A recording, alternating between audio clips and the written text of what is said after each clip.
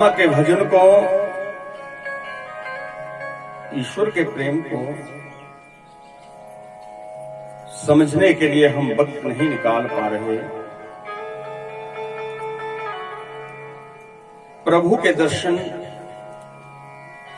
परमात्मा के दर्शन हमें आज भी हो सकते हैं, परंतु वो लगन चाहिए, वो भाव, वो श्रद्धा, वो विश्वास चाहिए। परमात्मा के दर्शन आज भी संभव है।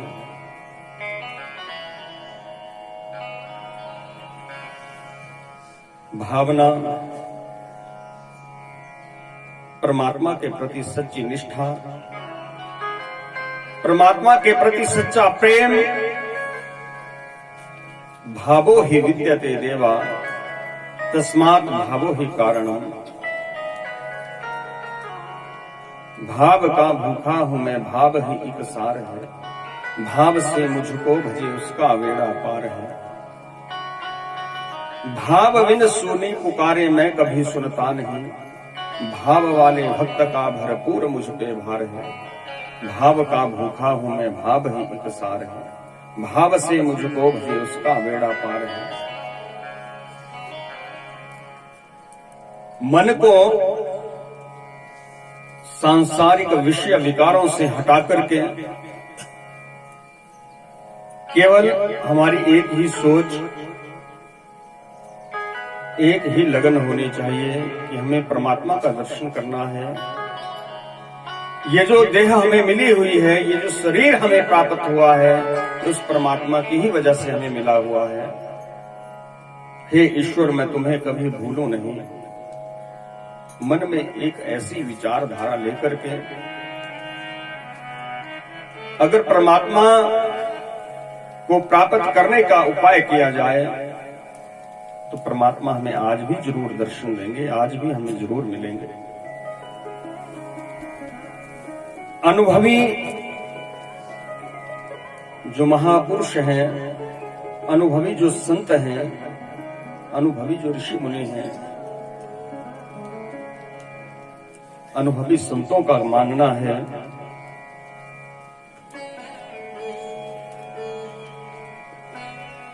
जब जीव गर्भ के बीच में होता है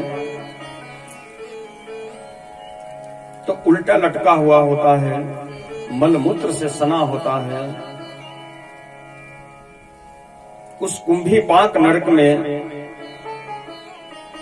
जीव को बड़ा कष्ट होता है और जीव हाथ जोड़ करके परमात्मा से विनय करता है, विनती करता है, हे ईश्वर, मुझे यहां पर बड़ा कष्ट हो रहा है, मुझे इस नरक से बाहर निकालो।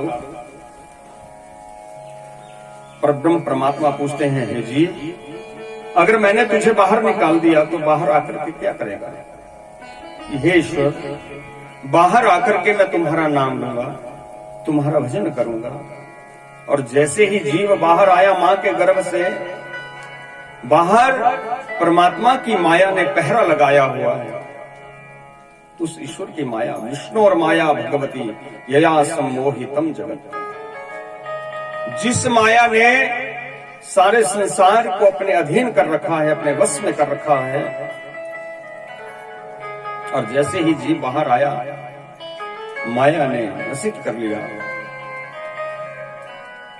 और ईश्वर परमात्मा से जो बड़े वादे कर करके आया था वो सब भूल गया। माया का प्रभाव ही ऐसा है। हाय पैसा दौड़ लगी हुई है। 100 वाला 1000 चाह रहा है, 1000 वाला लाख चाह रहा है, लाख वाला करोड़ चाह रहा है, और करोड़ वाला सोच रहा सारी दुनिया की संपत्ति मेरे पास आ जाए। माया को सब कोई भजे, माधव भजे न कोई। जो माधव को भजे तो माया चेली हो। माया को सब कोई भजे, माधव भजे न कोई। माया के पीछे सब दौड़े हुए हैं, परंतु माधव को भूल गए हैं, भगवान को भूल गए हैं। जो माधव को भजे और जो परमात्मा का नाम लेते हैं तो माया चली हुई। क्योंकि माया तो परमात्मा के चरणों की दासी है। जो परमात्मा का भजन करते हैं, जो ईश्वर का नाम लेते हैं, ईश्वर का ध्यान सुमिरन करते हैं, माया उनके पास अपने आप दौड़ करके चली आती है। उन्हें कहीं दौड़ने की, माया के पीछे भागने की आवश्यकता नहीं होती है।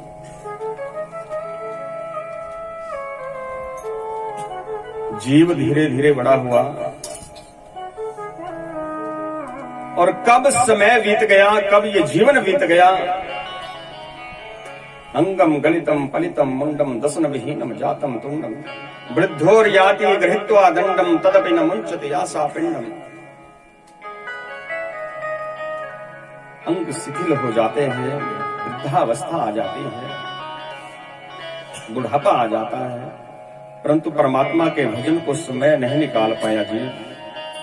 चली जा रही है उम्र धीरे धीरे, सुबह शाम और दोपहर धीरे धीरे धीरे धीरे समय बीतता गया और जीव को जाना पड़ा इस संसार से।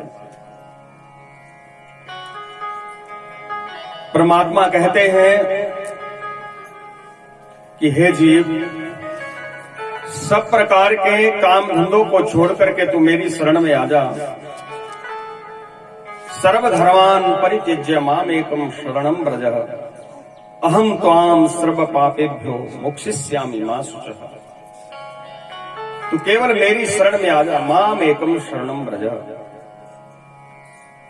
अहम त्वाम सर्व पापेभ्यो मोक्षयिष्यामि मा शुचः। श्रीमद् भगवद गीता जी में आया है कि सब प्रकार के काम धंधों को छोड़ करके तू मेरी शरण में आ जा। माम एकम शरणं व्रज, केवल मैं ही एक तुम्हें इस मोह माया के जंजाल से मुक्ति दे सकता हूं। और जाने अनजाने में जो पाप कर्म तूने कमाए हैं, उनसे भी सदगति मैं तुम्हें दे सकता हूं।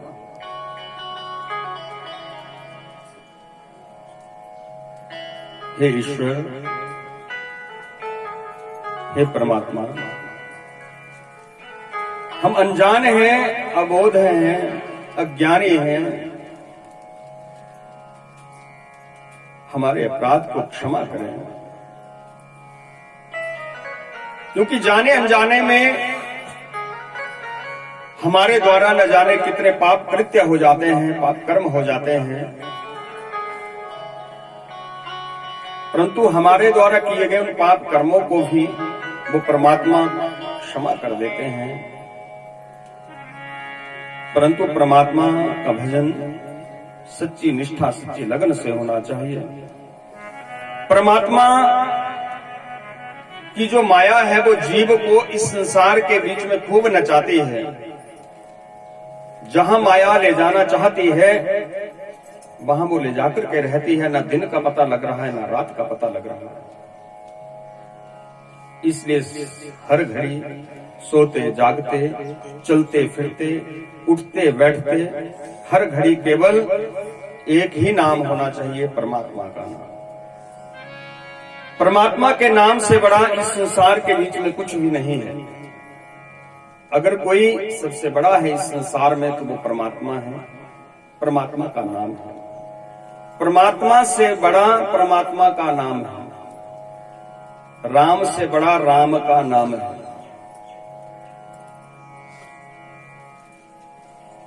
तो हर घड़ी परमात्मा का सुमिरन करें, परमात्मा का ध्यान करें।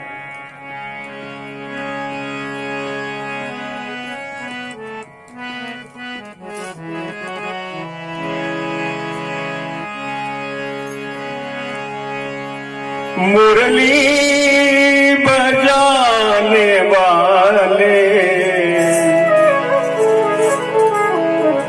गिरिवर उठाने वाले, मैं दास हूँ तुम्हारा, मैं दास हूँ तुम्हारा। मुरली बजाने वाले, मुरली बजाने वाले गिरिवर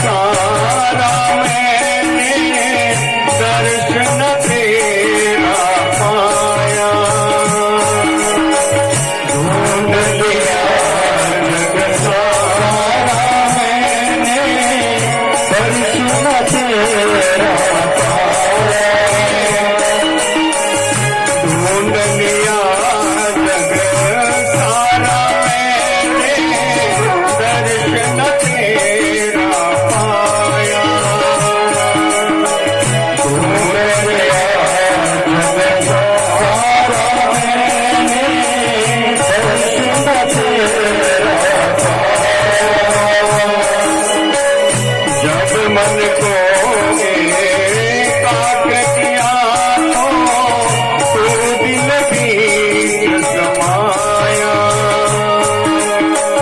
जब मन को एकाग्र किया तो दिल भी समाया।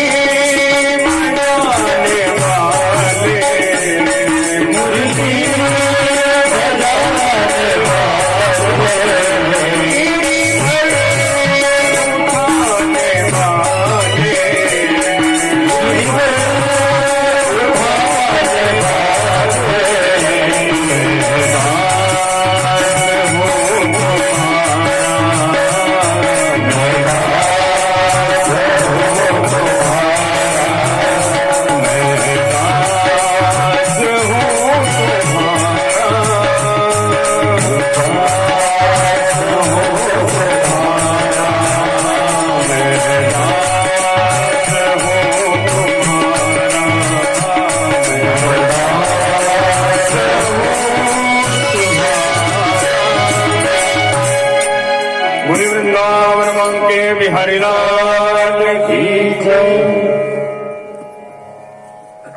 मैं दास हूं तुम्हारा हे प्रभु, हे ईश्वर मैं तुम्हारा दास हूं। मैं सदैव तुम्हारी भक्ति करता रहूं, तुम्हारा गुणगान करता रहूं।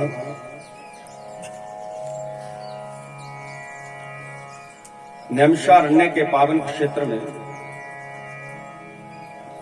शौनक आदि 88,000 महर्षि सूत जी महाराज के मुखारविंद से इन दिव्य कथाओं का रसपान कर रहे हैं, इन दिव्य कथाओं को सुन रहे हैं। पिछले कल की कथा में हमने आपको श्रीमद् भागवत जी के महात्म्य की कथा सुनाई थी और उस कथा में आत्मदेव नाम के ब्राह्मण का वृत्तांत आया था कि कैसे धुंधुकारी जैसे पापी को श्रीमद् भागवत जी की कथा का श्रवण करने से सायुज्य मुक्ति प्राप्त हुई, सद्गति की प्राप्ति हुई।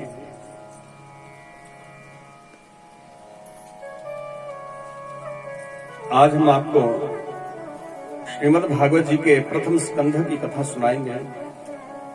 12 स्कंधों में से पहला स्कंध महात्म्य तो पद्म पुराण से लिया गया था। भागवत जी की कथा आज से प्रारंभ हो रही है, जिसमें महर्षि वेदव्यासी महाराज भागवत जी की रचना करने लगे। तो वेदव्यासी महाराज सोचने लगे कि सबसे पहले नाम लूं तो किसका लूं। कोई भी लेखक जब अपने ग्रंथ को लिखना प्रारंभ करता है तो उसमें लेखक उस ग्रंथ की निर्विघ्न समाप्ति के लिए मंगलाचरण करता है। मंगलम आचरणम इति मंगलाचरणम। मंगल के लिए वो अपने आराध्या का नाम लेता है। तो मंगलाचरण 3 प्रकार का होता है, आशीर्वादात्मक, नमस्कारात्मक और वस्तु निर्देशात्मक। कि नाम लूं तो किसका लूं।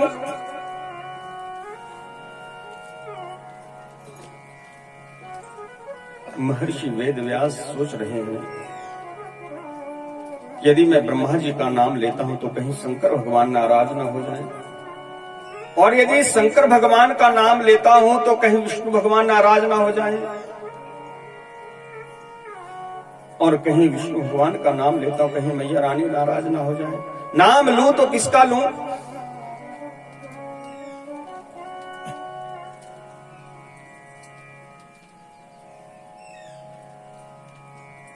महर्षि वेदव्यास जी ने शार्दूल विक्रीडित छंद में सबसे पहला जो भागवत जी का श्लोक है वो लिख डाला